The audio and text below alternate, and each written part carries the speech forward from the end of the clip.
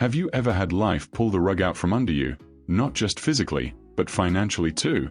That's exactly what it felt like when I had my stroke at 50. One moment, I was managing my bills and income like I always had. Then suddenly, nothing was certain. Not even whether I'd work again or get through the month without help. If you've been through something similar, you know the recovery isn't just about walking again or regaining speech. It's also about rebuilding the quiet parts of life, your bank account, your grocery list, your dignity. So today, I want to have a real, honest conversation, not about perfection or magical financial plans, but about the steps I took to feel financially steady again. Because whether you're 50, 60, or 70, it's never too late to shift how you manage your money after a health crisis. The first step: facing the numbers. When the hospital bills hit and income stopped, I wanted to avoid looking at my accounts. But avoiding it doesn't make it better. So I sat down and wrote it all out: income, bills, debts, even forgotten subscriptions. It wasn't pretty, but it was real. That gave me a starting point. I looked for what I could reduce, cancelled extra streaming, downgraded my phone plan, ditched small memberships. That alone saved me over $60 a month. Then I asked, what can I use? I applied for temporary disability. It wasn't glamorous, but it gave me room to breathe. I also found energy discounts and transportation aid for people recovering from illness. And here's what I had to learn: using support isn't failure. It's smart. Just like using a cane while your legs heal. Next, I had to reimagine how I could still earn. My old job. Long hours on my feet. That wasn't possible anymore. But I still had something to offer. I started small, editing documents for a friend, managing emails. Eventually, I picked up freelance work I could do from home with breaks when I needed them. It wasn't my old income, but it reminded me that I still had value. Even after a stroke. Even with limits. I also shifted how I used money. I switched to cash for daily expenses, putting bills in envelopes for groceries, transport, and emergencies.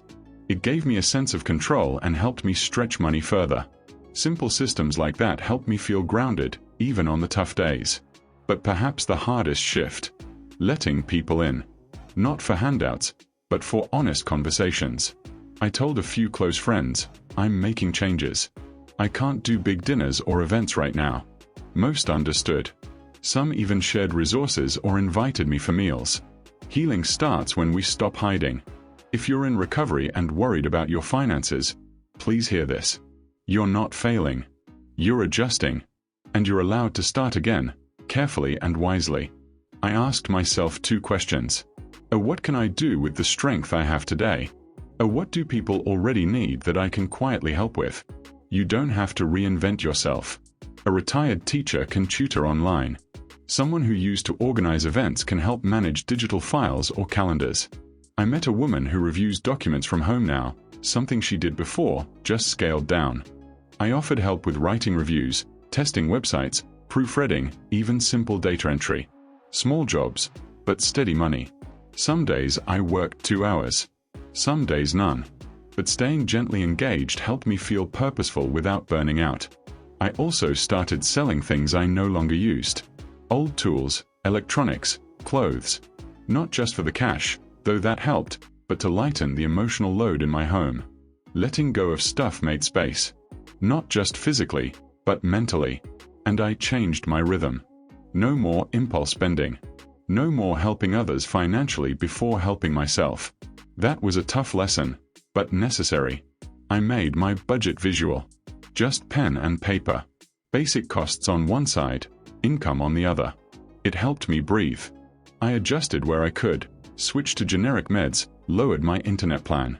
Not glamorous, but brave. Automation helped too. I set bills to auto-pay when possible. I labeled folders: medical, utilities, groceries. Even on foggy days, I felt organized. And if tech isn't your thing, that's okay. Simple tools like calendars, sticky notes, or a trusted person to help set things up once, that's all you need. It's not about perfection.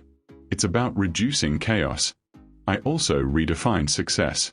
It used to mean being busy, in control, earning a certain amount.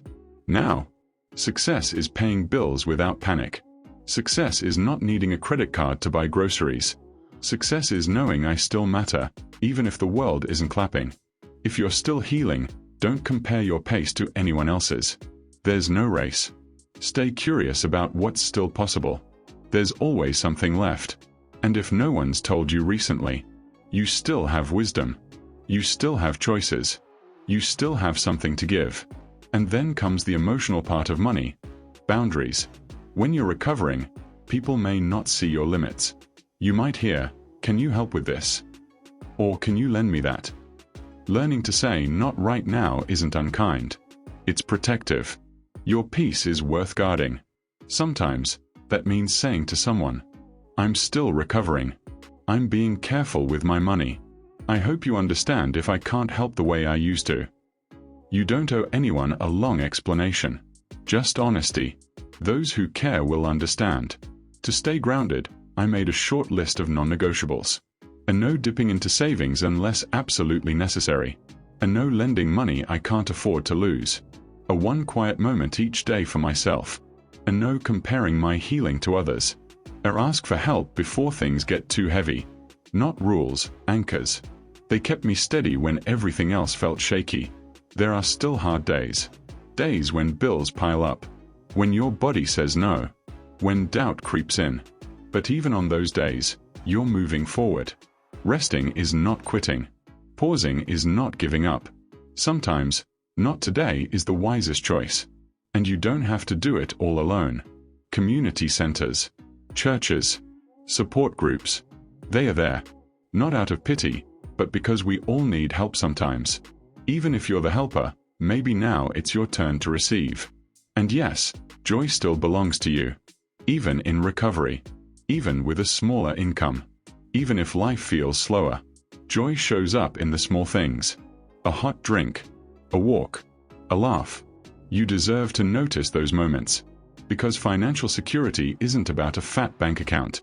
It's knowing your needs are met. It's trusting your plan.